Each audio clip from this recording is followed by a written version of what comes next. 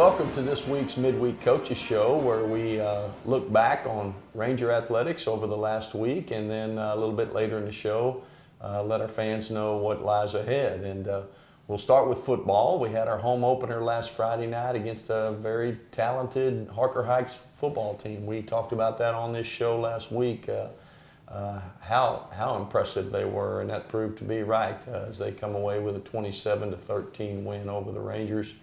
As we look back on that game, Coach Westphal had some talent. Both tackles were D1 commits. The running back's a D1 commit. That little problematic. Yes, sir. They presented some problems for us.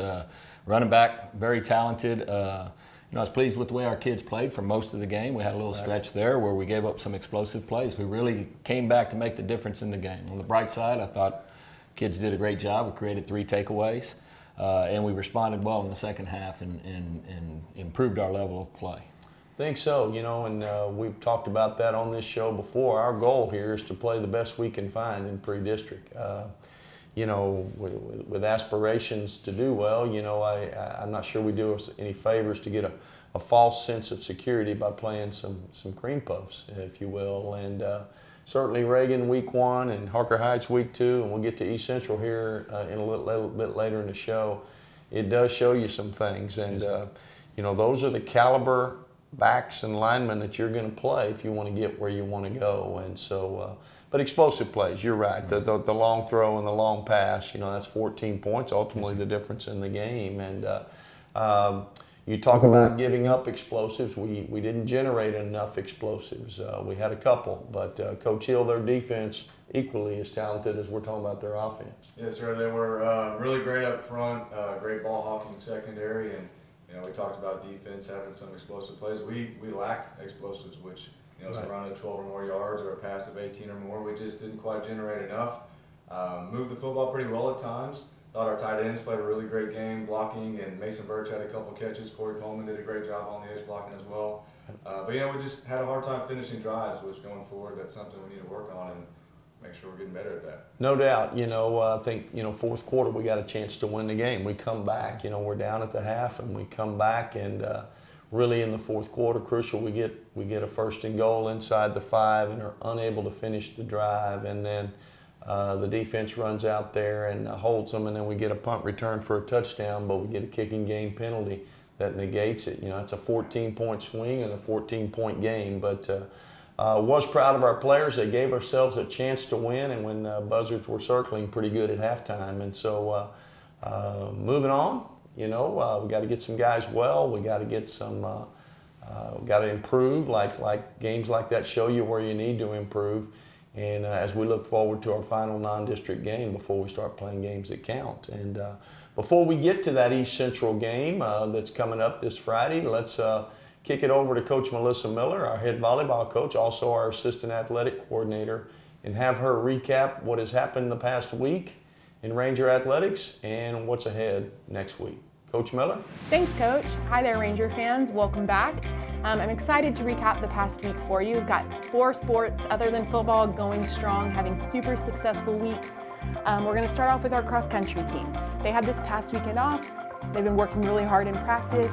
This Saturday, they head out to Piper High School for the Piper Invitational. So if you don't have plans Saturday morning, I know they'd appreciate the encouragement. You can head on out to Piper High School and find our cross-country team. We wish them the best of luck this weekend. Our tennis team is continuing in their season. Yesterday, they defeated Brennan with an overall score of 13-6. Tris Percival and Jude Bruce were the standouts from Coach Lalonde, although he did say it was hard to just pick 2 because he was so pleased with the way the entire team was playing. Currently, overall, they are 6-3 and 2-1 in district matches. They continue district this Friday at Wagner, and then next Tuesday they've got a big showdown out in Kerrville-Tivy against another district opponent. So again, this Friday at Wagner, next Tuesday at Kerrville-Tivy. We wish them the best of luck. And our water polo team, I talked about last week, this is their inaugural season, suffered some tough losses to Alamo Heights in the first night. And then this past Tuesday, they got their first wins, both our boys and girls teams, against Piper High School. It's really a lot of fun to watch, and I encourage you to come out and watch our water polo team. The next time you can find them is actually here at Smithson Valley this Saturday against Canyon Lake. Now Canyon Lake doesn't have a girls program, so it will just be our boys water polo team playing, but they will play at 9 a.m. here at the pool at Smithson Valley. It's located right by the tennis courts, kind of in the direction of the football field and field house. If you don't have plans Saturday morning, it really is pretty interesting to come watch these kids play water polo. So good luck to them against Canyon Lake on Saturday. And then volleyball. We have had a couple of really big wins. Last Friday, all 4 teams got a win against Steele High School at Steele High School. We're really proud of all 4 of our teams. And then last night, we hosted the New Braunfels Unicorns here at Smithson Valley. Varsity got the sweep, winning 3-0. Our freshman A team continued their winning ways, defeating New Braunfels. And then our freshman B team pulled off a win against the Unicorns. So currently, varsity is 22-6. Our freshman A team is 5-0, and our freshman B team is 2-0. So some really good volleyball being played. The next time you can find us is actually at Piper High School. We start district on Friday. We would love the support if you don't feel like driving out to East Central for football. We'd love to see you at Piper High School. We play them in our very first district match this Friday.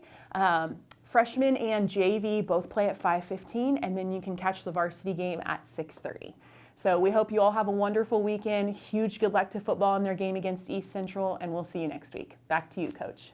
Thanks, Coach Miller. Congrats to our other programs, and good luck to our other programs as they move forward into what's ahead. And what's ahead for Smithson Valley football this Friday is our final non-district game, playing the East Central Hornets out at East Central. It's a road game, and they bring some different challenges. You know, all 3 of our non-district opponents are a little bit different, and you know, they'll be a little bit different. You know, coming off a playoff season to play 12 games a year ago in the 6A playoffs. And let's start with Coach Worstfer. Offensively, they run a lot of it through their quarterback. Yes, sir. The quarterback's a very dynamic player. He's a returner for them. Played receiver and running back last year as a sophomore. This year they've moved him over to quarterback, but he's still playing running back as well from that position. Right. He does a lot with his legs. He extends plays.